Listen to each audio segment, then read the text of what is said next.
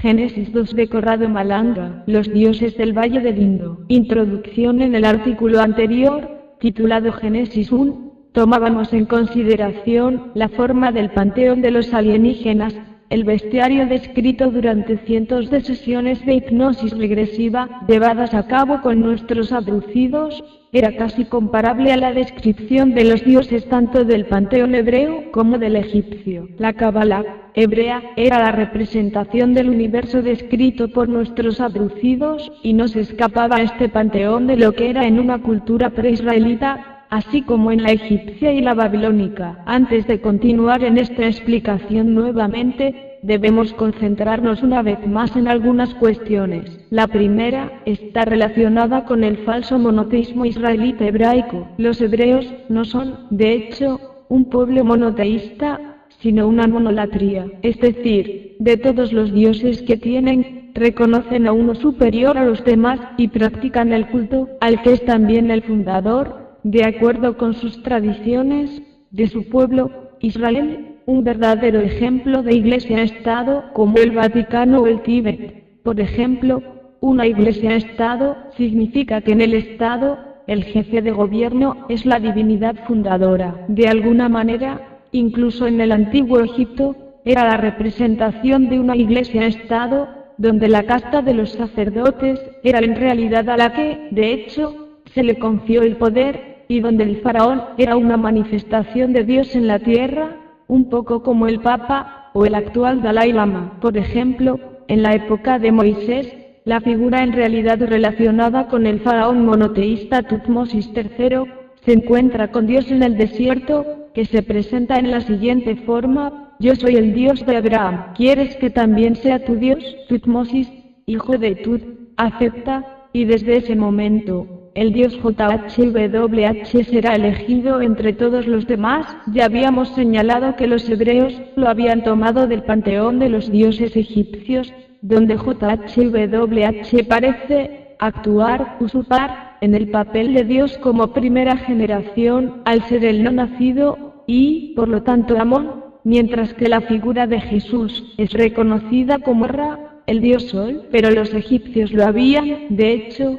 tomado de la cultura babilónica. Tal deidad también destacó, si bien es cierto que, yendo atrás en el tiempo, hay que decir que los recuerdos y las leyendas son también solo humo, como un juego de teléfono móvil, como el llegar a la fuente del mito, que es más pertinente a la realidad que describe. Así que si nos remontamos en el tiempo, se reemplaza la fuerza de Jesucristo por la de Krishna. Pero ¿quién es realmente Krishna? Y cómo colgar la descripción del panteón de deidades diablos alienígenas que hemos construido en el trabajo anterior llamado Génesis, el retorno a las raíces. En trabajos anteriores, se había puesto en relación con el simbolismo de la creación, así como se había descrito la base supuesta de que es la conciencia, la que ha creado dos creadores, y así sucesivamente. Hemos demostrado la facilidad con que todo estaba perfectamente descrito en la Cábala hebrea. Ahora estábamos listos para dar otro paso hacia atrás, mirar en el Valle de los Dioses del Indo, que son los alienígenas descritos por los habitantes de este planeta hace 12.000 años. En el mito está escrito todo, y luego seguimos los mitos y las leyendas que se le atribuyen, y descubrimos una increíble superposición de puntos de vista que va más allá de cualquier espacio y cualquier tiempo para demostrar, una vez más por si hubiera dudas, que el mito está en el hombre porque no existe pasado, ni presente, ni futuro, sino que todo lo que está ocurriendo ahora es que el mito es la descripción de la realidad eterna con todas sus deidades, las leyendas que fueron, son y serán. Lo único que cambia es la interpretación que nuestra mente tiende a hacer, debido a diferentes requisitos que figuran en cada uno de nosotros. El mito de Oannes, el hombre pez. Para ponernos en el camino de regreso a las raíces, teníamos la figura de una divinidad antropomorfa en forma de peces propia de la cultura africana y babilónica, y cuyo mito es obviamente reciclado hasta nuestros días. Esta deidad había atraído nuestra atención porque, en el bestiario de los alienígenas descritos por los abducidos, alienígenas a menudo antropomorfos, asisten a las descripciones de las serpientes, anfibios, insectos, aves, y mamíferos, pero falta un extraño personaje que en su lugar debemos esperar, los peces. Faltaban los peces alienígenas. Faltaba entonces el dios pez, incluso en la reconstrucción ficticia de los alienígenas de Star Trek, la exitosa serie de televisión que habla de la conquista del espacio por América, hay entidades como peces, los Galamiti, pero, curiosamente, estas entidades no salieron en nuestro trabajo con la hipnosis regresiva. Decía que se llamaba Oannes. De acuerdo con la mitología de Oriente, había aparecido en el mar Eritreo, y era un animal dotado de raciocinio. Todo su cuerpo era como el de un pez. Había debajo de la cabeza de pez otra cabeza, y con los pies humanos, añadidos a una cola de pez. Su voz y el lenguaje eran humanos y articulados. Oannes se mantuvo entre los hombres sin comer, les enseñó letras, ciencias, artes y técnicas, incluyendo la agricultura, ya que eran todavía muy primitivos. Cada noche volvía al mar y se mantenía en el agua, pues era anfibio. Escribió un libro sobre el origen de los seres vivos y sobre la vida de la civilización. Después de él aparecieron otros seres parecidos a él llamados Apcayus. Sobre el nombre Oannes se han hecho muchas suposiciones.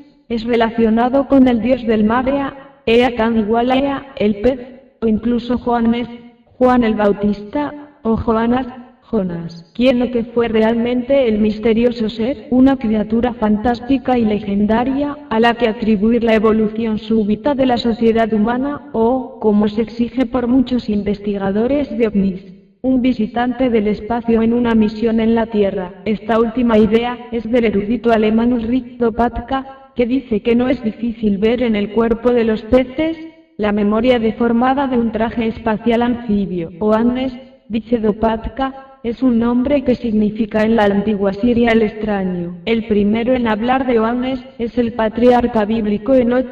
Cayó del cielo en unos fuertes vientos, y llevado en una gran casa de cristal, en presencia de los hijos de los santos, en los Andes o Sanini. Así es como se describe este extraordinario encuentro antidiluviano, en la versión etíope del libro de Enoch. Saniac. Sus ropas eran blancas y sus rostros claros como el cristal, dice Enoch. Me dijeron que el universo está lleno de planetas habitados y custodiado por ángeles, y me mostraron capitanes y jefes de las órdenes de las estrellas. Me indicaron 200 ángeles que tienen autoridad sobre las estrellas, y los servicios del cielo, volando con sus alas, van alrededor de los planetas. A partir de los misteriosos hijos de los santos, Enoch se entera de que el espacio está controlado por dos tipos de ángeles. Los primeros son criaturas normalmente bíblicas, seres de luz superiores al hombre por naturaleza y sabiduría, en contacto directo con el Todopoderoso,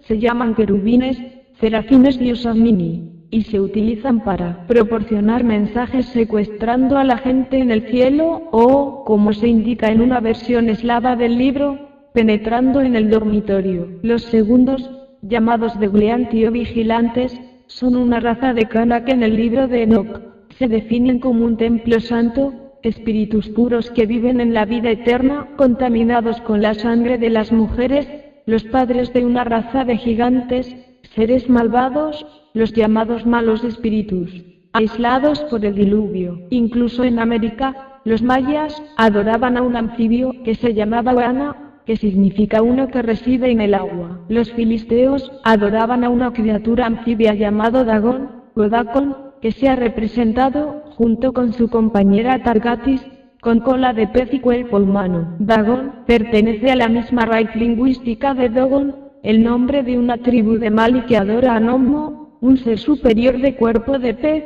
propiciando toda su cultura, que venía de las nubes en el interior de un huevo caliente. En Rodas encontramos al Telquines, divinidad anfibia con poderes mágicos, que Zeus desterró de la isla porque se había atrevido a cambiar el clima. Los Dogon tienen un conocimiento especial de la astronomía, están familiarizados con la estrella Sirio y conocen la existencia de su doble, Círiode, que no es visible a simple vista. Tal conocimiento se daría a los propios Dogon por estas extrañas criaturas que enseñaron a los hombres a vivir y cultivar sus campos de una manera más racional. También en el texto titulado El enigma de los Dogon, Colin Wilson dice que otro antiguo cronista, Abideno, un discípulo de Aristóteles, habla de los reyes de Sumer y menciona otro semidemonio, similar a Bannes, que entró por segunda vez del mar. También menciona otros 4 personajes, que tenían 2 sombras,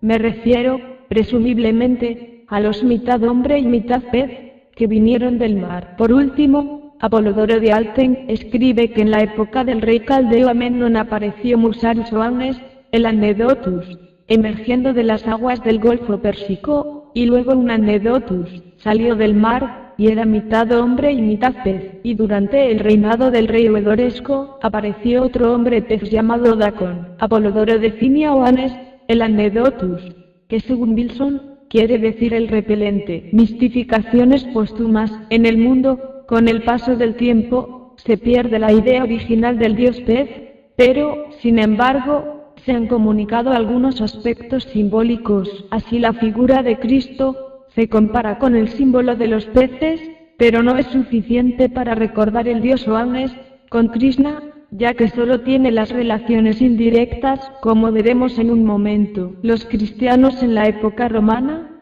fueron representados como una sociedad secreta, y cuando se conocieron, fueron capaces de reconocerse con símbolos secretos. Si un cristiano hacía con el bastón un signo y el segundo, con su bastón, completaba el diseño de un pez, era un mejor sistema, menos conocido que la cruz, para identificarse. Durante el siglo I, los cristianos hicieron un acróstico de la palabra griega para los peces, Itis, Jesús Christos Theougios Soter, Itis, que traducido es Jesucristo, Hijo de Dios, nuestro Salvador. La palabra griega ictus, iota chi theta upsilon sigma, es la palabra que se usa en el Nuevo Testamento para la palabra pez. Y por último, encontramos similitudes con el mito de Oannes y el uso de la tiara para los altos prelados del Vaticano, donde este extraño sombrero deriva del mito de Oannes, el dios pez. Pero ¿quién lo hubiera pensado? Pongamos las cosas en su sitio. El mito del hombre pez existía todavía en forma de idea,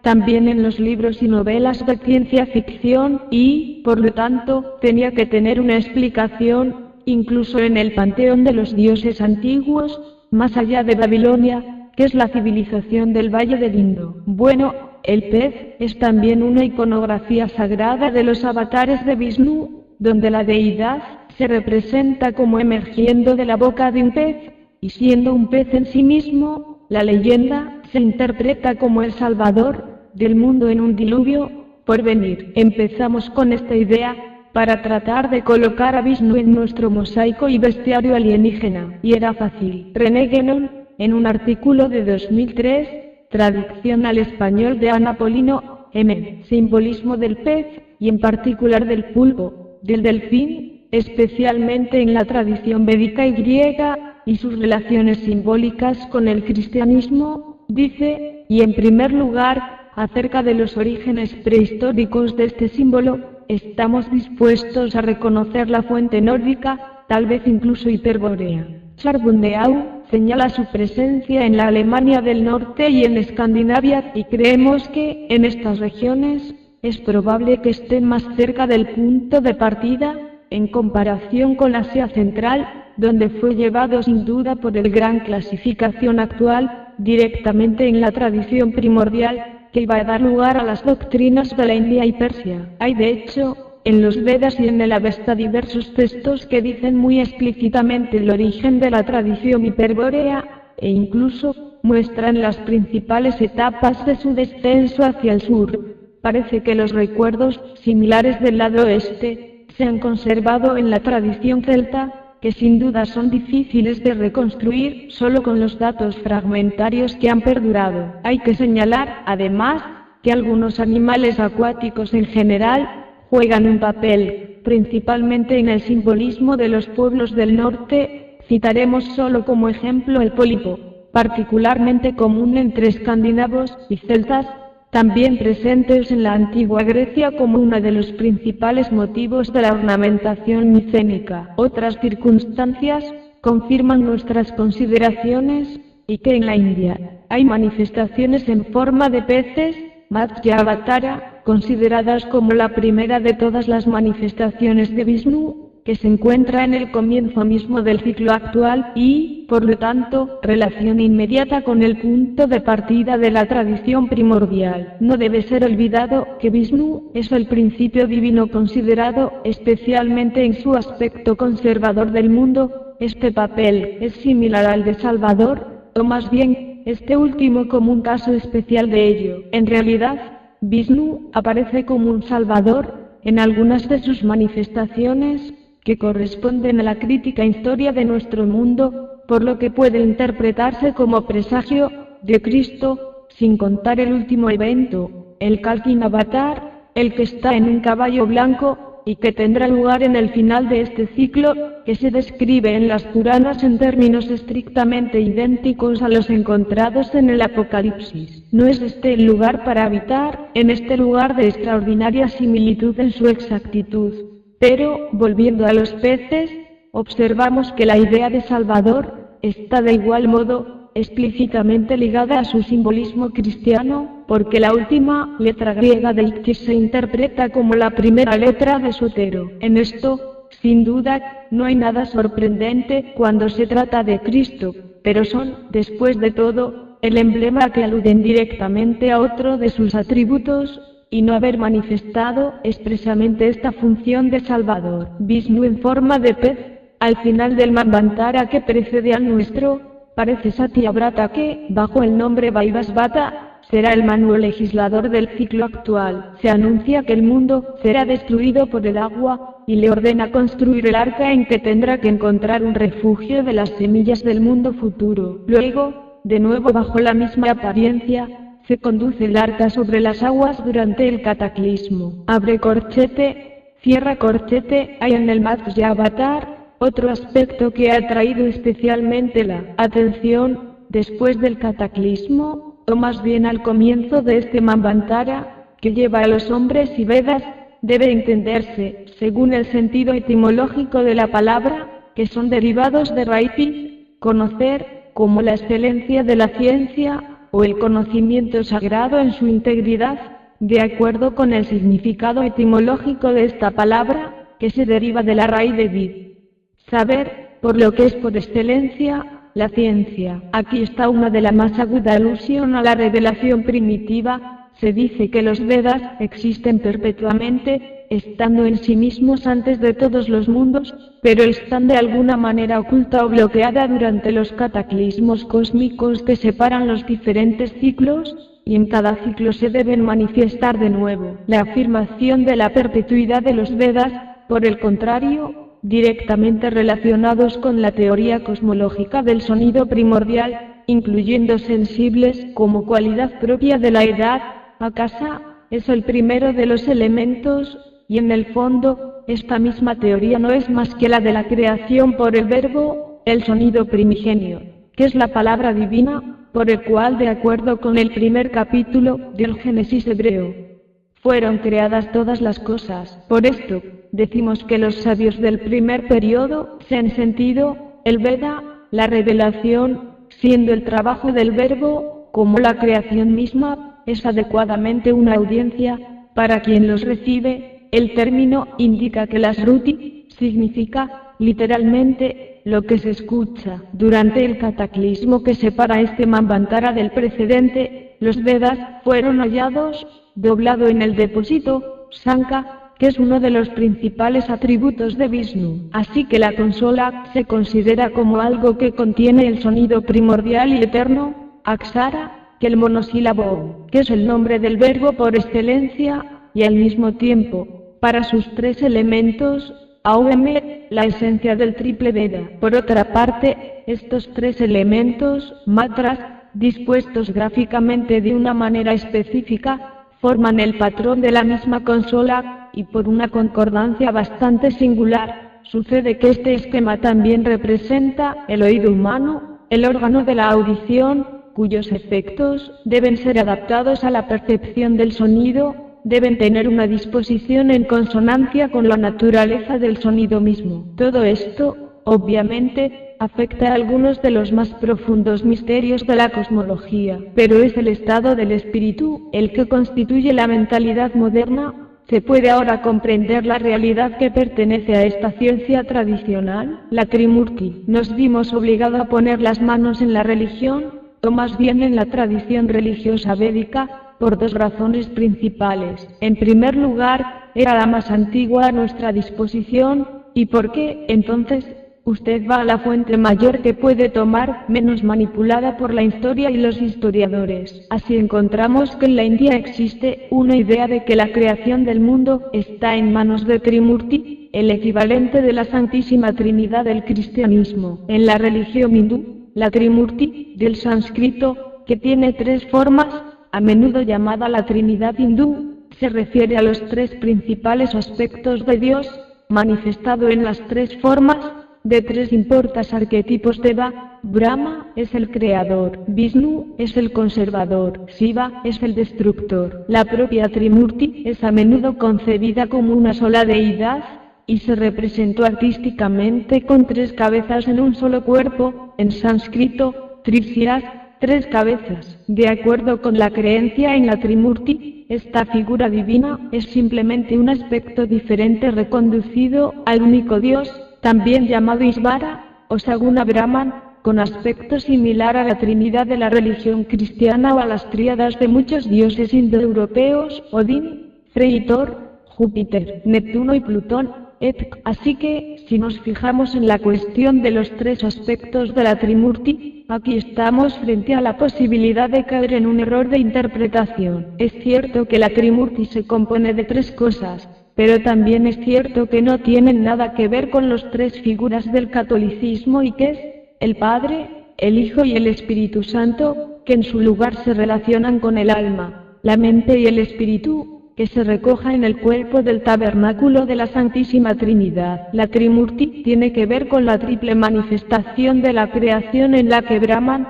y la conciencia, el árbol de la corona cabalística de la vida.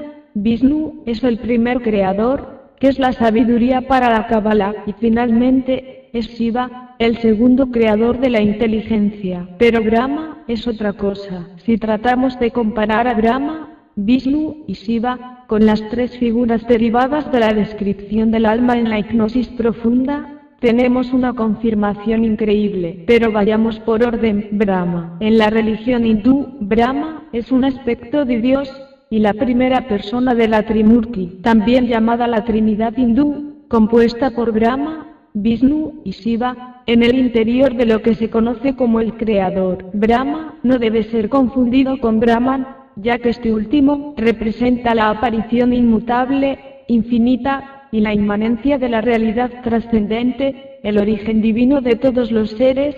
Brahma es un agente, así como otras deidades personificadas. Es una cuestión de Ishvara, Brahman con atributos, en el fondo del ego consciente. Brahma es lo primero que se creó para ser el comienzo de cada ciclo cósmico o kalpa, es la primera manifestación de Brahman y, por lo tanto, es considerado el arquitecto del universo, padre de todos los seres. Las representaciones de Brahma tienen varios elementos, cada uno de ellos tiene su propio valor y su propio significado. Tradicionalmente, se representa con 4 cabezas, y 4 brazos, y 4 caras, incluso 4 piernas, en la que cada cabeza recita uno de los 4 Vedas. En las 4 manos sostiene un vaso con agua, utilizado para crear la vida, que es el símbolo de la mente, un rosario utilizado para contabilizar el paso del tiempo, el símbolo del espíritu, el texto de los Vedas, el símbolo y la descripción del alma, una flor de loto de la vida eterna, el árbol de la vida, el simbolismo del ADN, del cuerpo. El agua es el arquetipo de la mente. No hay que olvidar que durante la simulación mental de Shambhala que hemos propuesto en otros artículos, la mente se asimila a menudo con el agua, es una de sus formas, y es el color lo que hace que la persona en el Shambhala lo atribuya al agua. El paso del tiempo es, en cambio, el marco de la aparición de la espiritualidad,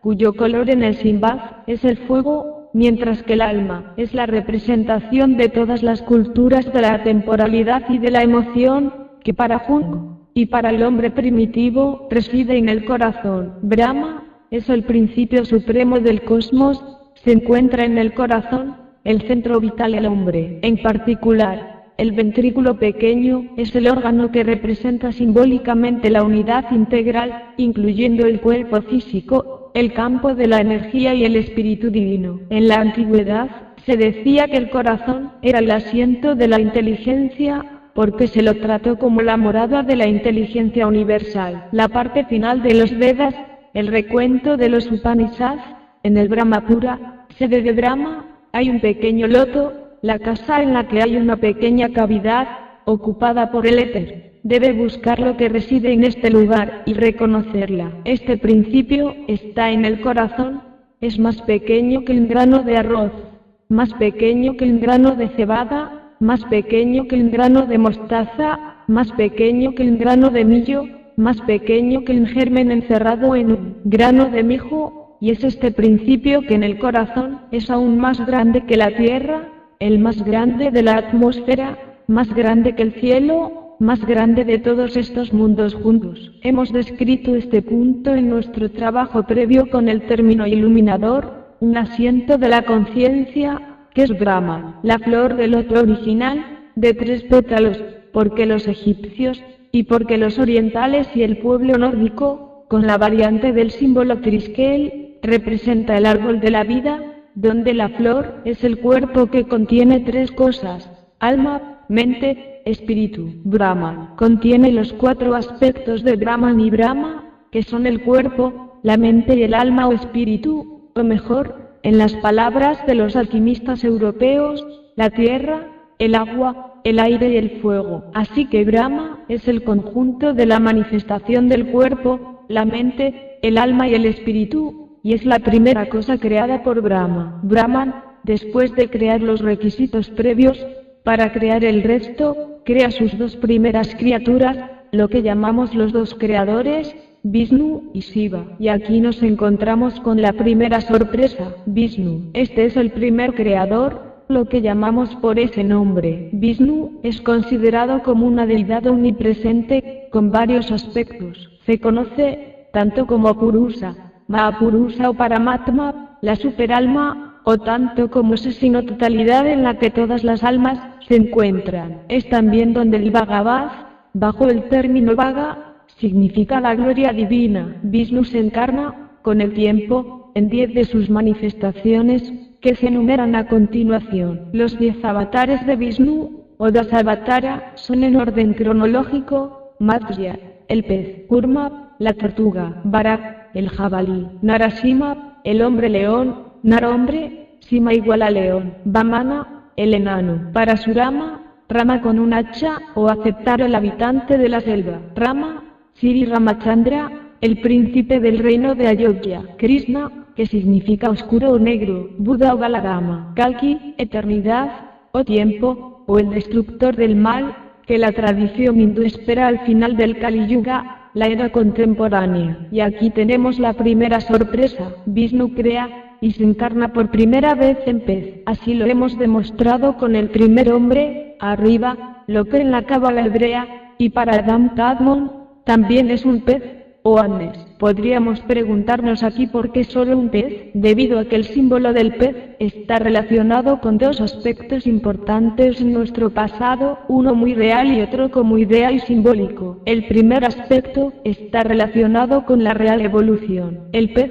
ha dado lugar a los anfibios, y nacieron las aves, serpientes y mamíferos. En este sentido, la primera creación debe necesariamente incorporar, y ocurre en un pez. De acuerdo con la teoría de la evolución, de hecho, parece que uno puede pensar que si en un planeta no hay condiciones para el cambio, el pez no tiene ningún deseo de ir al agua para sobrevivir y no ha dado a luz a especies posteriores. Los peces han evolucionado como tales. Por otra parte, algunos argumentan que la forma humanoide es la más práctica de la existencia, y esta fue la razón por la cual los extraterrestres nos encontramos en este planeta toda forma humanoide antropomórfica. Si las condiciones climáticas del planeta han obligado a los peces a salir del agua, aquí ellos, en los miles de millones de años, se han convertido en anfibios. Pero incluso estos tendrían la apariencia humanoide con el tiempo, con 2 piernas,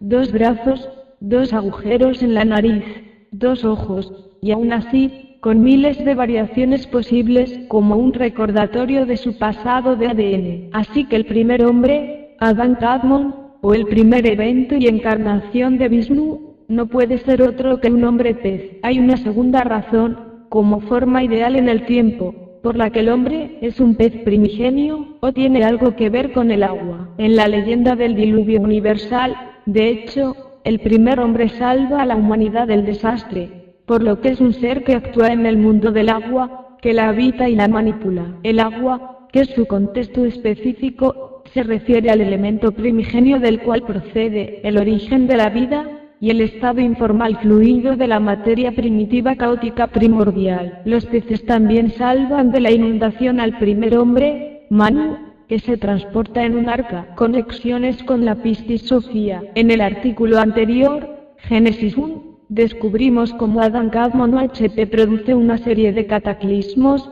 el último de los cuales es el diluvio universal, cronológicamente hablando, sin permitir que el hombre pueda comprender el misterio divino, o más bien, no le deja ser consciente de lo que es el alma. Así que hasta Vanes, o hasta Vishnu en su primera encarnación, por una parte quieren destruir a la humanidad, pero por otra parte, uno no puede darse el lujo de destruir todos los contenedores de alma. Ellos quieren solo, a lo mejor, bloquear o ralentizar el proceso de adquisición del conocimiento que el hombre se ha embarcado en el descubrimiento de su alma. Así que, por un lado, el pez, Mat ya evoca el diluvio, pero el otro, trata de salvar a unos pocos humanos, Noé. Para los hebreos, Utnapishtim, para los babilonios, Manu, para los hindúes, o, si lo prefiere, debido a que la raza humana puede seguir viviendo, aunque en crisis, por lo que puede seguir siendo la trampa para las almas. El alma, que sirve a HP, como vimos anteriormente, para introducir en el contenedor humano la parte anímica de HP. Así que, las almas encarnadas de HP, hacen la experiencia de la muerte, haciendo morir a los hombres pero no hacen morir a Adán Kadmon,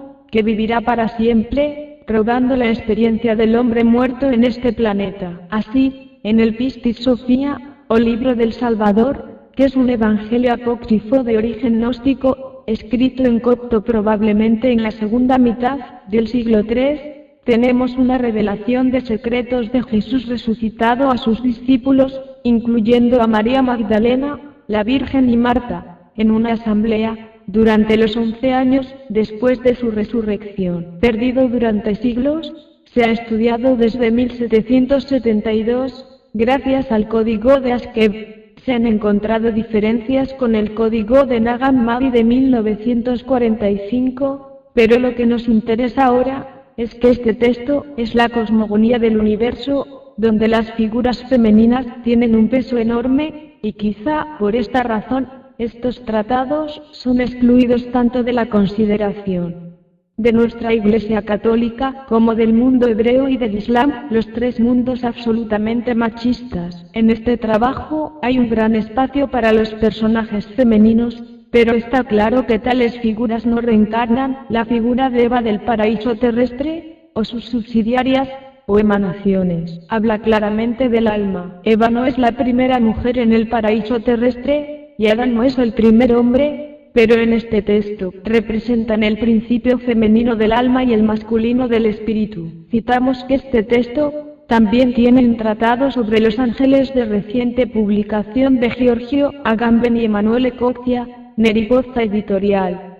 Vicenza, 2009, porque, en ese contexto, los ángeles o arcontes son parte de HP. Sin embargo, podemos leer algunas partes del texto. Nota: Malanga comete un error aquí. La historia que resume aquí no proviene del Piscis Sophia, sino de otro texto gnóstico, la hipóstasis de los arcontes. Eva se quedó embarazada otra vez, generó a Norea, y dijo, engendré para mí una virgen, como ayuda para generaciones y generaciones de hombres. Esta es la virgen que ninguna fuerza ha contaminado. Entonces, los hombres comenzaron a multiplicarse y llegar a ser mejores. El principio femenino genera una mujer que da origen a su manifestación bajo la forma de alma. Así que los hombres llegan a ser mejores porque ganan conciencia. Pero las cosas comienzan a ir mal para los hombres. Los arcontes se confabularon y dijeron, vamos,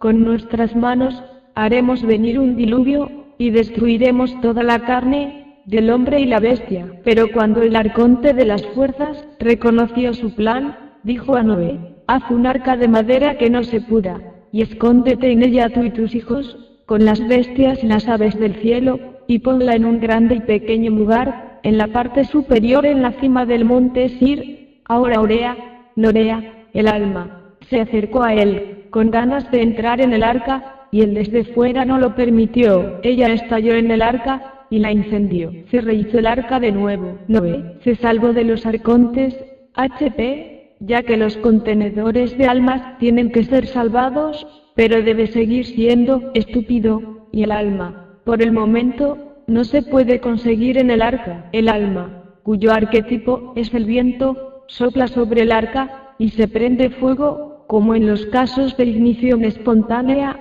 o de la combustión causada por la parte anímica de nuestro abducido. Pero esto no es todo. Los arcontes fueron a su encuentro, con el fin de engañar. El mayor de ellos dijo, su madre Eva vino a nosotros. Pero Norea volvió y les dijo, ustedes 7 son los arcontes de la oscuridad, 7 malditos, que había conocido mi madre, que ha conocido vuestra coimagen. No provengo de vosotros, sino que venido de lo alto. El arrogante arconte se volvió con toda su fuerza, su rostro se puso negro como un pozo. Se atrevió, y le dijo que debes ser nuestra esclava, como lo fue tu madre Eva. En esta frase encontramos exactamente la situación en la que el alma del abducido dice estar. Por un lado, AHP que quiere su alma a toda costa, ya la considera su esclava, y el alma no quiere ser esclavizada. También hay una pista de algo que parece cada vez más y más increíble claro. El alma, en la hipnosis,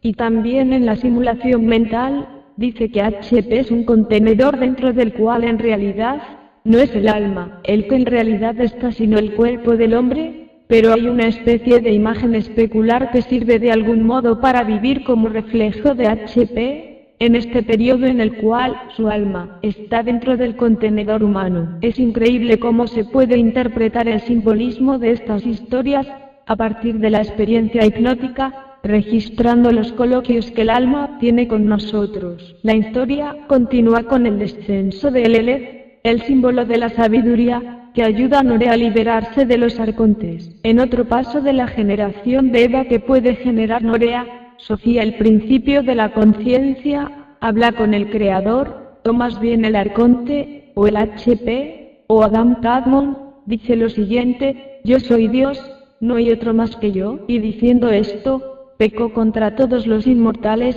pero aceptaron su palabra, y lo vigilaron, es decir, no lo vio mínimamente correcto. Teniendo en cuenta la impiedad del arconte, Pistis estaba enojada, sin ser vista, y dijo, ¿estás equivocado, Samael? Dios es ciego. Antes de que haya un brillante hombre inmortal manifestado que va en los órganos que le pisotean forma, ya que estos vasos de barro que se trituran, tú, contigo y tu familia, descienden de tu madre, el abismo. De hecho, al final de sus acciones, se desvanecerá toda la ineficiencia, se evidenciará la verdad, será como lo que nunca ha existido. Y esto es lo que revela el alma en estado de hipnosis cuando dice, hasta se verá obligado a bajar y perder la inmortalidad. El resplandor del hombre es el alma inmortal de este y otros planetas, ya que se produjo en el alma, en los cuerpos que ellos mismos han construido para su uso como contenedores en este sentido. Las dos almas en el Pistis Sofía. Como sabemos,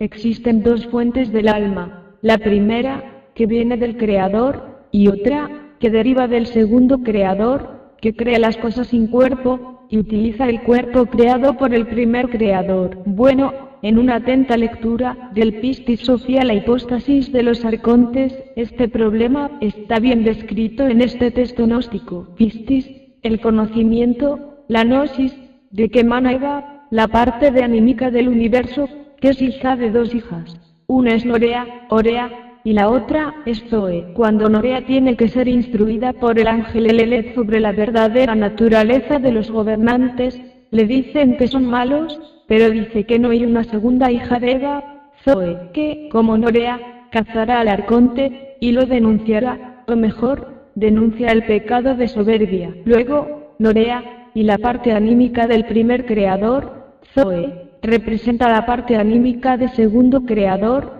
que no ha hecho cierto tipo de experiencia, y viene de Pistis Sophia, sobre lo que pasó. Ella se sienta a su derecha, zona arquetípica del alma, que se basa en el hemisferio derecho del cerebro, habita el alma y el inconsciente de Jungo, las encarnaciones de Vishnu. Así que el hombre pez, la primera encarnación de Vishnu, es HP, es el que causó el diluvio universal por miedo a perder el alma, por temor a convertirse en hombre mortal. Es cierto. El siguiente es el avatar Kurma, la tortuga, que simboliza la transición entre acuáticos y terrestres. Y, de hecho, después de los peces, a los hombres de la mitología, nosotros somos sus criaturas, otras encarnaciones de Vishnu. En primer lugar, nos encontramos con las razas de anfibios sauroides. La tercera vez, Vishnu aparece como jabalí, libera la tierra en cautiverio en el fondo del océano, y consagra, ahora solidificada, la existencia animal de apoyo. Una nueva fase de transición entre lo bestial y la condición humana, es el hombre león feroz, cubierto por el dios, para destruir a un demonio que se oponía a su culto. El hombre león Narasimha nos parece traer de vuelta al mito del alien orange, de melena vertical y rojiza. El quinto avatar es el nano, Vamana, que descendió a la tierra de Bali para arrestar el señorío del mal del mundo con 3 pasos simbólicos, volver a la regla divina de la tierra, la atmósfera y el cielo. Físicamente podemos decir que este es el tipo de alienígena que para nosotros se llama de cabeza de corazón. En el hinduismo, Parasurama Bhargava, es el nombre del sexto avatar de Vishnu, el quinto hijo de Jamadagni y Renuka, consagrado en el Treta Yuga para derrotar a la clase guerrera, Kshatriya, que estaba en el poder. El nombre significa literalmente rama con un hacha, de para su sánscrito, hacha. Este tema parece recordar un tanto el Odín nórdico. Rama encarna el ideal del rey valiente y piadoso, el protector del Dharma, la ley divina. Las acciones de los personajes de Rama y el Ramayana, la tan querida alma hindú, es uno de los temas privilegiados de la iconografía popular. Krishna es el descenso más intrigante de Vishnu. El dios es representado con piel negra, como la noche, para simbolizar el hermetismo de lo divino, y ya hemos visto ampliamente que se compara la figura de Cristo con un verdadero Krishna judío. En el noveno avatar, la tradición no está de acuerdo. Una de las reivindicaciones más populares que ha asumido Vishnu es Buda, el gran hombre, vivió en el siglo VI aquí más tarde deificado, una forma de vida que predicó una vez sobre el desprendimiento de los bienes materiales. Kalkin, el último descenso del dios, está todavía en el futuro, se verá como un corcel blanco, para destruir este mundo, ahora degenerado, y permitir la aparición de una nueva era más pura, el final. En el mito, como hemos dicho, no solo hay una descripción del pasado y del presente, sino también del futuro y, por lo tanto, tratar de entender lo que ocurrirá en el futuro, el análisis del mito y la comparar con el mito de que nuestra supuesta o más bien, sus piezas de animación, por ejemplo en la hipnosis. Kalkin no solo está relacionado con el mito del caballo,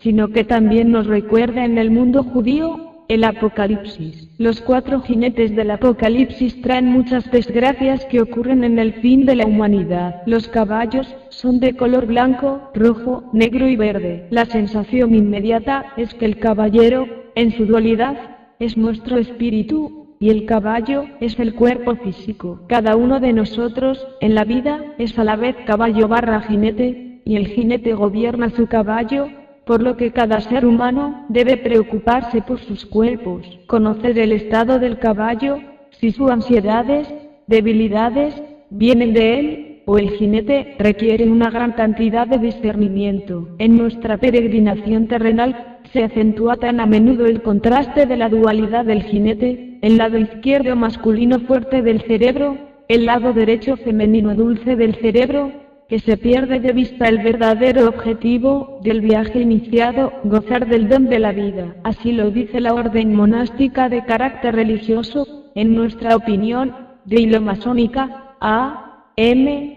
Esan, http://pietapellicano.net/interrogación/pageir=5. El simbolismo de la figura del caballo es aún más complejo. El caballo es un medio poderoso que trae el jinete, y el jinete que impone su voluntad sobre la desgracia. El caballo es solo el aspecto externo que determina el poder y la determinación de la lealtad a su amo. El caballo no es más que un medio con el que hacer una acción, o la representación de un evento de la humanidad que acontece con vehemencia. Kalkin solo sería una manifestación de Vishnu, Zeus o Júpiter, el dios con la rueda. Júpiter está en la Galia, en Roma, entre los celtas, y está simbolizado por la rueda, donde nos encontramos con que el símbolo no es difícil de asimilar. Al final de la Torah Chayot, cuando un capítulo es dedicado a los carros celestes, llamados coches reales, que van desde Saturno a Venus, son un medio real por el cual los ángeles se mueven en nuestro mundo. El nombre Kalki se utiliza a menudo como metáfora de la eternidad o tiempo. El origen del nombre se remonta a la palabra kalka, suciedad, basura, maldad, indicando en este caso destructor del mal. En hindi, Avatar Kikal, avatar del mañana. Otras interpretaciones sobre la base de diversas etimologías son del sánscrito común, incluyendo caballo blanco, lo que indica su caballo, uno de los atributos profetizado. También, de acuerdo con algunas versiones del mito de Kalki, se enfrentará a los demonios gemelos Koka y Bikoka, similar a Gog y Magog en Apocalipsis 27, y Giges y Ogygia en la tradición griega, Caco y Muco en la romana. La historia cuenta que Brahma avisa a Kalki que los dos demonios Koka y Bikoka son inmortales y no pueden morir en la batalla, a menos que los enfrenten juntos y los matan al mismo tiempo, garantizando que termine en el otro. Los dos demonios son también los representantes de las dos poblaciones de demonios. Así que, el Kali Yuga es la representación simbólica del llamado crepúsculo de los dioses, el momento en que serán derrotados, y estos dioses no pueden ser otros que los alienígenas corporales e incorporales, todos ellos destinados a hacer la guerra entre ellos, donde el botín es representado por las almas de los hombres. ¿Cómo poner fin a esta lucha? ¿Quién gana? Obviamente no se puede escribir porque depende de nuestra conciencia que va a ganar, pero existe el mito de la idea de que, una vez más, la Tierra será destruida y reconstruida, igual que las otras 5 veces. Maya viene de perturbar. El primer estudio también encontró inspiración en los textos sagrados indios y de religión católica, y en antiguos escritos griegos. De acuerdo con sus textos y sus escrituras,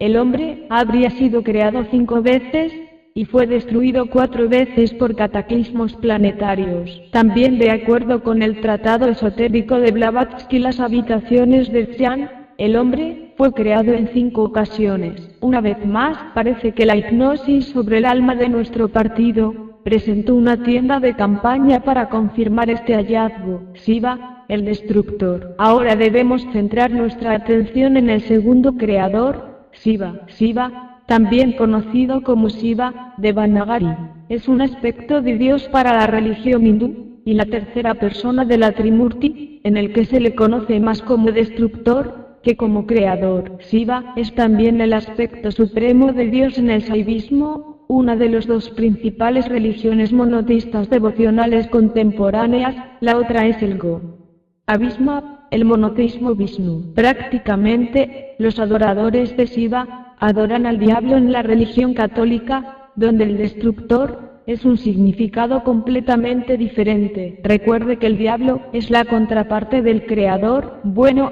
en realidad, el derecho, por así decir, del judaísmo. Pero este hombre es Shiva. Hay que tener en cuenta la cuestión del emblema Pasupati, señor de las bestias, el diablo, en un sello descubierto en Mohenjo-Daro, una de las mayores ciudades-estado de la civilización del Valle del Indo. Este sugiere que Shiva no es un dios de raíces indoarias, sino que sus raíces se encuentran en la población del Valle del Indo, la población indígena, o de las poblaciones tribales dravinianas que viven en el subcontinente. Shiva ocupa una posición elevada, suprema, en el hinduismo, lo que podría indicar que el hinduismo no tiene el mismo origen indoeuropeo, sino una síntesis de las influencias dravídicas e indoarias juntas. Entre las cejas tiene el tercer ojo, el ojo de la sabiduría y la omnisciencia, capaces de ver más allá del simple evento. Este atributo está asociado con la glándula pineal y la perturbadora e indomable energía de Shiva que destruye el mal y los pecados.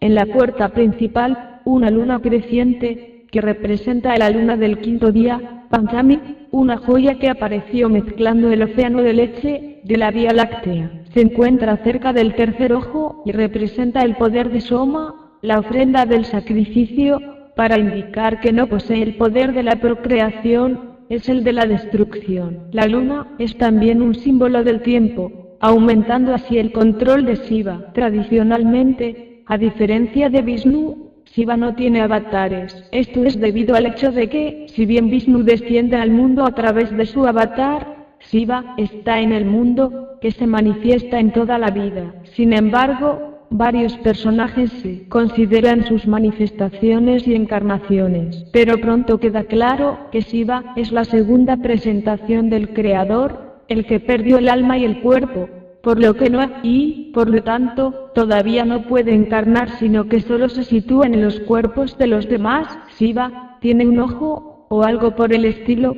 en el centro de la frente, y cómo no mencionar el alienígena Horus, la manifestación de Shiva, tanto fuera de sí mismo como dentro, que convencionalmente se llama Ra. Similitudes con los dioses del mundo del antiguo Egipto, es la criatura real de Shiva. Shiva, como símbolo, también tiene una luna creciente, y los que tienen la media luna como símbolo son siempre los alienígenas Horus, junto con los militares árabes, y el símbolo onda media en el traje, como a veces el alienígena Ringyo, un cuerpo que es una falsificación, pero otro alienígena, sin un verdadero cuerpo, como consecuencia del segundo creador. Algún abducido ha reconocido este símbolo en ambiente militar árabe, y en el símbolo pectoral que lleva el alienígena de 6 dedos. El símbolo viene descrito como 3 o 5 curvas con una comilla, por los sujetos que no conocen el árabe. Una vez más, el mundo de las abducciones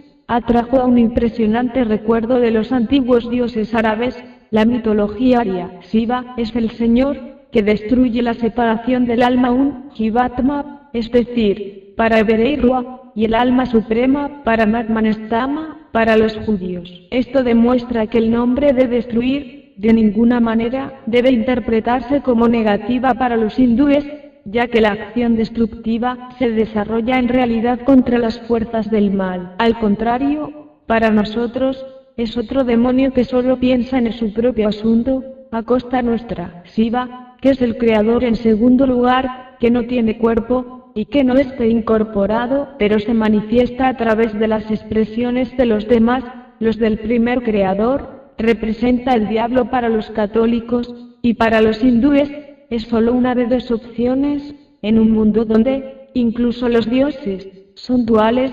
Shiva, el tridente y sus nombres. Shiva tiene el tridente como símbolo de que se identifica como un signo de los tiempos. En la lista de nombres de Shiva, tenga en cuenta que hay un continuo recordatorio de su grandeza, por un lado, pero para ganar su inmortalidad, el tridente, la conquista de tiempo. No podemos dejar de señalar, en este caso, un parecido sutil al alienígena Horus, que contiene al alienígena Ra, que vive en un mundo sin tiempo, que quiere nuestras almas, en busca de la inmortalidad, y que tiene algo que se asemeja a un tercer ojo en la frente. Sadashiva, Shiva, el Señor. Sankara, beneficioso favorable. Paramesvara, Señor. Maesvara, Gran Señor. Mahadeva, el gran dios, Martyunjaya, vencedor de la muerte, Mahabalesvara, gran señor de la fuerza, Triambakamo Trinetrisvara Trinetra, Dari, de 3 ojos, símbolo de la omnisciencia, Makala, el gran conquistador del tiempo, Nilkan, de cuello azul, Trisuladari, el que tiene el tridente, Chandrasekara, el que lleva la luna, Nataraja, señor de la danza, Pasupati, señor de los seres vivos, Yogisvara, señor de los yogis, o yoga, pero las conexiones con el Neptuno romano, o el Poseidón griego, son increíbles. Poseidón, Shiva, el segundo creador, era el hijo de Cronos, Brahman, conciencia nota, y Rea, víspera de la Pistis Sofía, alma. Según la tradición, se considera ahora hermano de Zeus, Vishnu, el primer creador. Poseidón Shiva, tiene el tridente en la mano, siempre en la mano derecha, y nunca lo deja, pues lo que el tridente significa, aún no ha llegado para él, y se encuentra en el futuro. Si el tridente de Shiva, por una parte, nos muestra un dios que nació sin un cuerpo, sino del mar, como la primera encarnación de Vishnu, que es el dios pez, primer hombre, Adam Kadmon, ECRZ, nos ayuda a comprender la cifra simbólica de 3, así como su valor simbólico. Había 3 pétalos de la flor de loto, y 3 son el alma, la mente, y el espíritu, directamente desde el palo del tridente, o el tallo de la flor legendaria. Nuestro alienígena, no siempre se describen con símbolos en el pecho, o tienen medallones en el cuello, donde el concepto predominante es la figura simbólica de 3 en el triángulo. Por su parte, Neptuno, el Poseidón griego, hijo del dios Saturno, Cronos, el nunca nacido JHWH de los hebreos, la conciencia, es hermano de Jove, Zeus, rey de los dioses, era el marido de Anfitrite, una de las Nereidas, con quien tuvo un hijo, Tritón. Poseidón, sin embargo, tenía numerosas historias de amor, especialmente con ninfas de los manantiales, con quien engendró muchos hijos famosos por su salvajismo y crueldad, entre ellos el gigante Orión, el nombre delata el origen de las especies exóticas Horus, cuyo cuerpo está ocupado por su emanación, Ra, y el cíclope Polifemo, el extraterrestre muy alto con 3 ojos, uno de los cuales, la frente, recuerda el mito del gigante Polifemo de la mitología griega, con la medusa Gorgona concebido Pegaso, el famoso caballo alado, tendrá en cuenta al caballo. Una vez más, encontramos un símbolo del Armagedón final, que es el fin de los tiempos. Conclusiones. Finalmente, trazamos en los artículos en curso, Génesis y Génesis 2, poniendo el énfasis en ciertos aspectos de nuestra historia. El primer enfoque es el más fácil de mostrar, y está ligado a una sola raíz, del nacimiento de nuestros mitos. Las consecuencias de este análisis lleva a la conclusión de que nuestra actual civilización es en realidad el resultado de la caída de muchas otras civilizaciones, hasta llegar a la civilización prediluviana que permanece en la pista, leyenda y mito, que, sin embargo, cada uno de nosotros vinculados con el puerto y su ADN, aunque no está escrito en ningún libro, está siempre presente dentro de nosotros, y que atraviesa nuestra creatividad, nuestro deseo de escribir novelas, de hacer películas, y de inventar historias, fruto de nuestra imaginación, pero el legado, de hecho sucedió, sucede y sucederá en la mayoría reinterpretada por nuestras mentes como traductoras de los arquetipos del universo. Por tanto, debemos hacer una segunda observación que se relaciona con la eficacia de la utilización del mito en la comprensión del mundo que nos rodea. G. Jung utilizó el mito como una herramienta para la comprensión de los sueños, y trató de racionalizar el sentido arquetípico de la vida contemporánea, en la idea de que todo ya estaba escrito de alguna manera por reglas estrictas, solo arquetipos. Este análisis de los mitos partió para explicar el comportamiento social moderno. Ahora hemos hecho lo contrario. Comenzamos del presente y conversamos con la parte más profunda de nosotros. Le preguntamos a un alma que nos diga cómo está hecho el universo, y en las conversaciones sobre el río de la historia, comprender plenamente el significado de mitos antiguos, encontrando en ellos la huella inconfundible de los alienígenas, el de los demonios que nos han utilizado y manipulado para sus fines, haciéndonos creer que son nuestros amos. El análisis del mito, o más bien el análisis posterior de los mitos, es ahora un método de mejor aproximación al estudio de la evolución de los seres humanos en el universo, así como se enseña la historia de una manera moderna, a partir de la parte de atrás y, de nuevo al hombre de piedra, por lo que la síntesis de productos orgánicos, que se haga del producto las reglas finales que son apropiadas la espalda de carbono, hidrógeno y oxígeno, así hemos implementado este nuevo enfoque, que muestra su rostro inefable, demostrando una vez más y de nuevo a partir de diferentes hipótesis, que los extraterrestres son nuestros dioses y demonios, que han cometido graves errores en sus procesos de desarrollo, y que son los que han tomado el pecado original, ser como Dios, el pecado del orgullo. La lección final que emerge es un más allá de la presencia o ausencia del fenómeno alienológico. El resultado de esta investigación consiste en que el que no cree en ningún Dios, inevitablemente, será condenado a la estupidez eterna. Católicos, judíos, hindúes, cristianos, musulmanes, budistas, sintoístas, un masón de ustedes, ten cuidado de tu Dios, Él vive a través de ti, y en el fin de los tiempos, ya usado, te va a tirar.